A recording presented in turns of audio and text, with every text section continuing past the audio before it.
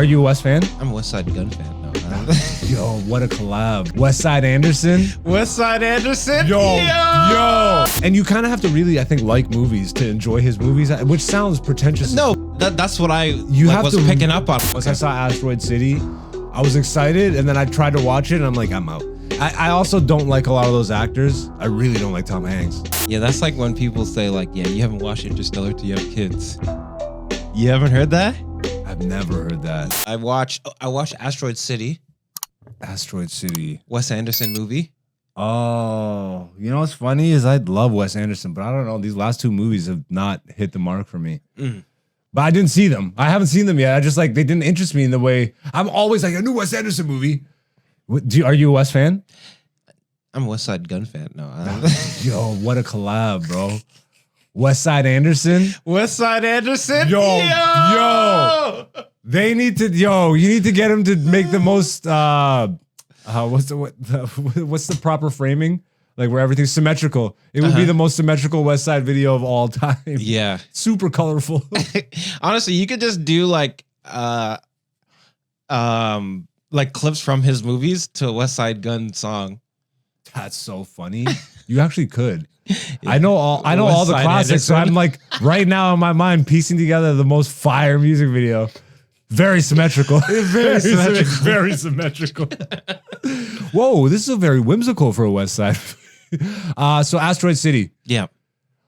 Again, just to cover, are you a West Side West Side? Are you a Wes Anderson fan? Not really. What have you seen any of his other movies? No. So this is my first one. Interesting. Yeah. Okay, let's deep dive on this for a second. This is your first Wes Anderson movie. Yep. And you brought it up. Like you know that, so you know the director though. I know the director. What put this movie in your field of view? I think it was on Netflix. Oh, you were just like scrolling? Yeah. You watch a lot of movies just like that? You actually give movies a chance like that? Yeah, I watched Inglourious Bastards for the first time too. For the first time? Yeah. And I want my scalps. I want my scalps. 100 nasty scalps. And I want my scalps. He said, como estáis? You're going, yeah. We are Italians. We're Italian. The Baron Jew. But yeah, back to Asteroid City. What'd you think, first of all? Would you want to watch more Wes Anderson movies based off that? Yeah. Like his kind of movies are kind of my style. I just never really got into Nerd. I love Wes Anderson, so I'm also calling myself that, by the way. What about his movies make you say that? Like, because his movies are like, how do I put this? One, I love symmetry. Like you've seen the stuff I shoot. We both got OCD in the same way. Very symmetrical.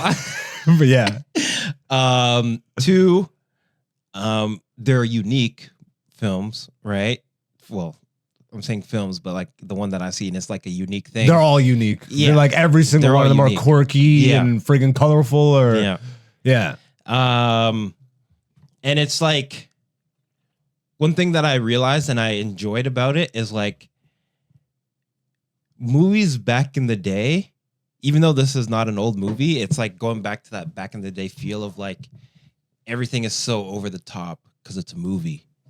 Where now everything is like super grounded. They're trying to be real. Exactly. But this Wes is like this. Like people just walk into frame and like just say their lines and then they're like if you've met anybody that's like a character from a Wes Anderson movie, you're probably in Portland, Oregon. You're probably yeah. You know what I'm saying? You know what I'm saying? That type of weird, quirky, aloof, hipster. Yeah, but like it's like every character in the movie is like an actual character, if that makes sense. So I don't think this is a spoiler to say this, but it's great that you picked up on the fact that it feels classic because he's very much a classic filmmaker. Yeah. And that's why I watched Wes Anderson and then I watched Quentin Tarantino because Quentin Tarantino's movies feel the same where each character feels like a character. Right? Like they're so over the top. Like we're just talking about I need 100 nasty. I need my nasty scalps. Nasty scalps. Like no one talks like 100 scalps. The thing about Wes though is he kind of does theater troupe. So he uses the same actors in every movie almost. Okay. And they just swap roles. So you saying that, it's like he's such a throwback to where it's like I'll have like who's somebody who's in all like Jeff Goldblum or damn, what's his name? Bill Murray is in like 90% of his movies. Tom Hanks was in this one. Yeah, Tom Hanks is a newer Steve edition Carell? and Newer edition? newer edition. Willem Dafoe. Dafoe, I think. Yes, Willem Dafoe has been in Life Aquatic, which is whoo! Bryan Cranston. Cranston's in this? Yeah.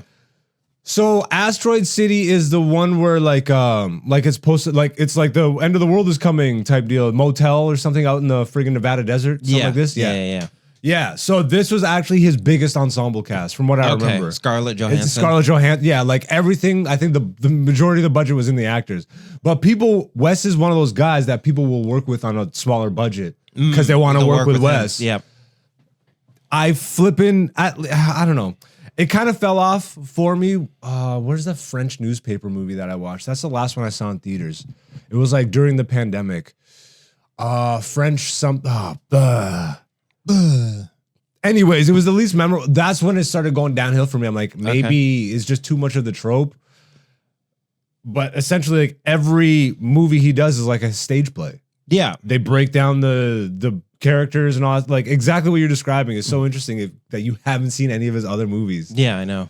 Because you'll be like, oh, there's him and him and him and him and him. I'm like, oh, there's everybody. Yeah. If I had to give like my top 3 Wes Anderson movies, I think if you have to watch one, Royal Tenenbaums.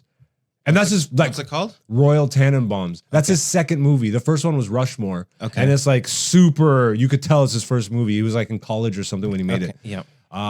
But Royal Tenenbaums is like the one that put him on the map. Okay. Danny Glover, Ben Stiller, Owen Wilson, Gwyneth Paltrow. Just awesome.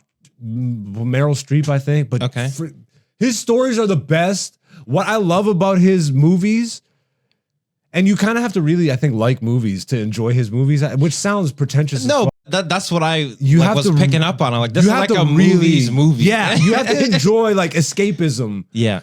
If if accents and stuff like that bother you, which obviously it doesn't to you, but like if you're a general film, if you're looking for something to watch, all his characters are very much like they talk quirky. Yeah. Everybody they talk like characters. Like it's like this person, the way they talk, the way they act is like completely unique. Type in, there's a great SNL sketch. Just type in SNL Wes Anderson sketch. By the way, he's filmed like commercials that are worth watching. He's one of my favorite modern directors. Wes Anderson horror trailer. Type that in and pause it before it starts. This one. Yeah. Pause it and full screen it for me. This is the perfect, and you can take off the captions. This is the perfect encapsulation of a Wes Anderson movie. And it's funny because Alec Baldwin is in this sketch, but he's actually in a lot of Wes Anderson's movies, so that it like makes it even more perfect. And Ed Norton was the SNL host, and he's in every Wes Anderson movie. He was in this one too. Of course he is. He's in every one. Yeah. Again, just to give my top 3, I actually changed the number 1. It would probably be Life Aquatic with Steve Azuzu. Life Aquatic is just masterpiece. Then I'd say Royal Tenenbaums. And it's a toss-up for me. If you're on a date, or if you're with a girl and you want to watch a really nice movie with her that'll get her in a nice date mood, Moonrise Kingdom has never failed me, bro. Especially if you're dating white women, which I haven't watched in a while because I'm not dating them in a while. But great.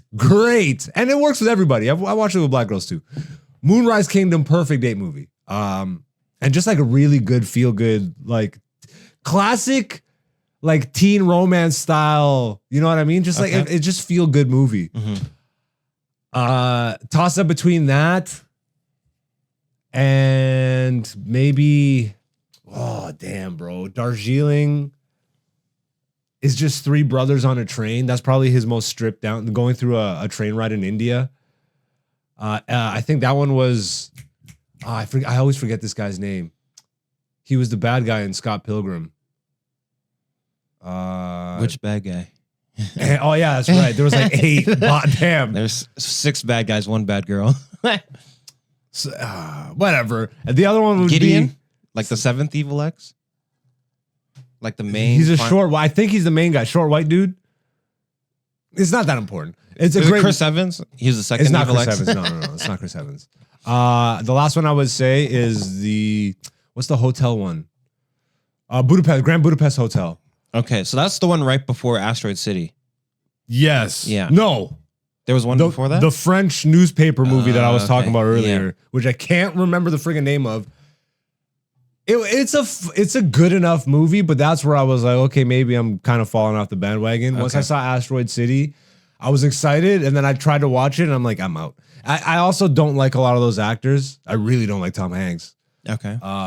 For sketchy reasons. That guy weirds me out. If you know any of the conspiracies around this guy, there's people I can't separate. There's people where I can't separate the art from the artist, bro. And Tom Hanks, bruh, that guy needs to be locked up, allegedly. But allegedly. But yeah, I guess that's my little Wes Anderson rant. Let's end this Wes Anderson pocket on this trailer. This Halloween comes a new vision of horror like you've never seen before. Turn it down. From the twisted mind of Wes Anderson. The music is perfect. Fantastic Mr. Fox. I've always wanted to watch that. That's one of my favorite movies, dude. Fun fact about me, I've only mentioned it a million times, but in the earlier seasons of the podcast, I went to school for animation. Wait, you did? Yeah, I went to college for. Oh, yo, you're a rap bastard. Yo, you're a rap bastard. I'm pissed at how well that works. That's the best use of sarcasm you've ever done. Keep that up. Hell yeah. All right. Damn, that threw me off. You're an idiot. But like I adore animation. One of my favorite all-time stop motion movies probably doesn't beat Nightmare Before Christmas. Did he also do Dog of Isles? Or Isle of Dogs? Isle of Dogs. Yeah. See, that movie never really clicked with me that much. And I swear to God, bro, every dog owner friend of mine is like, that's why you've never owned a dog. Yeah. Apparently, especially if you've owned a dogs and love, like I love dogs, but I don't get like because that movie like super. If you own dogs, then you know everything that's happening. Like you've dealt with this with a dog. Yeah, that's like when people say like, yeah, you haven't watched Interstellar till you have kids. You haven't heard that? I've never heard that. Yeah, apparently if Karate you have chop in the throat, bro. Yeah, if you have kids and you see that movie, it hits you. It hits. I can see that though. Yeah, but you can't feel it the way they feel it. Did I tell you the story? I was working with. You don't get it. No, but I was playing the Interstellar soundtrack, right? Okay. But the Cornfield Chase song, right? Yeah. I was playing like a house mix, like a house remix. Okay, that's so you. Song, right? That's the most you statement I've ever heard. And the guy's like, turn that off. I can't think of that movie. I'm gonna cry right now. I'm gonna cry. Yeah. Is he a parent? Yeah, he's got 2 kids. I guess that is a mind effort. Yeah. Yeah. Like a mind effort. Yeah. Just to leave and then come back and then your daughter's older than you. Yeah. Doesn't even make sense. Man, that movie is so good. Yeah. Christopher Nolan's up there too, you know, if we're talking directors. Yo, absolutely. Hey, it's Hen Dog. Black Zeus the Podcast Season 6, featuring Black Zeus and Dante, aka Black Zeus on YouTube, Patreon, and Instagram. All right.